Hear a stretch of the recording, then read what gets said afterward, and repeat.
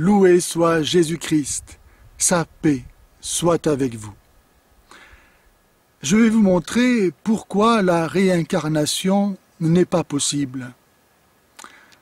La théorie de la réincarnation repose sur une mauvaise intelligence de ce qu'est l'âme. L'âme, par définition, c'est le principe organisateur et animateur de la matière. Avec la mort, nous voyons que l'être corporel vivant laisse un cadavre, c'est-à-dire un amas d'éléments matériels en décomposition qui se désorganise, qui n'est plus animé. L'âme, précisément, par la mort, ayant été séparée de la matière se désorganise et elle n'est plus animée. Elle disparaît. Elle est morte. C'est un cadavre.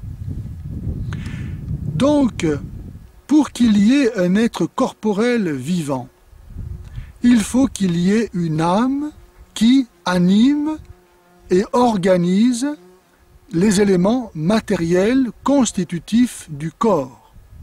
Ce qui veut dire qu'il n'y a pas de corps vivant sans qu'il y ait une âme.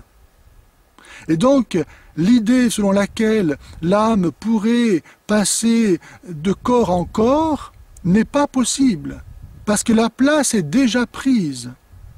Une âme ne peut pas changer de corps, car s'il y a un corps vivant, il y a une âme qui anime la matière dont est fait ce corps.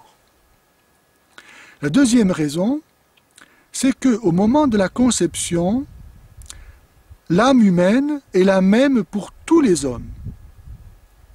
Ce qui va la distinguer, c'est le fait de devenir l'âme de cette portion de matière précise, avec son héritage génétique particulier, avec son hérédité, avec sa situation historique propre, avec une histoire particulière qu'elle va assumer. Et ainsi, l'âme humaine va s'individualiser, se personnaliser, devenir unique, personnelle.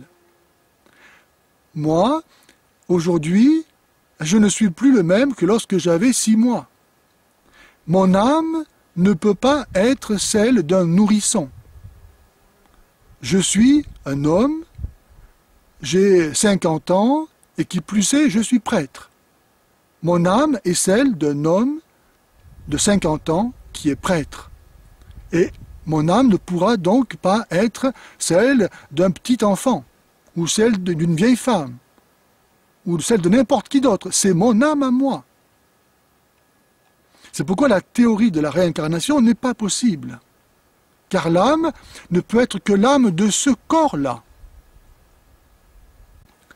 Troisième raison, c'est que la théorie de la réincarnation enseigne que l'âme, suite à une série de réincarnations successives, est destinée à se purifier de ses mauvais karmas passés, de sorte que, en menant une vie chaque fois meilleure, elle arrive à ne plus se réincarner pour enfin accéder à l'état parfait de béatitude et d'union avec le grand tout dans le nirvana.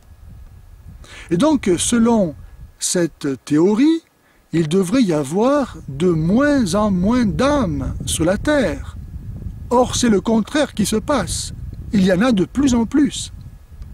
Et nous voyons donc que les faits contredisent d'une façon évidente la théorie de la réincarnation, qui est fausse donc.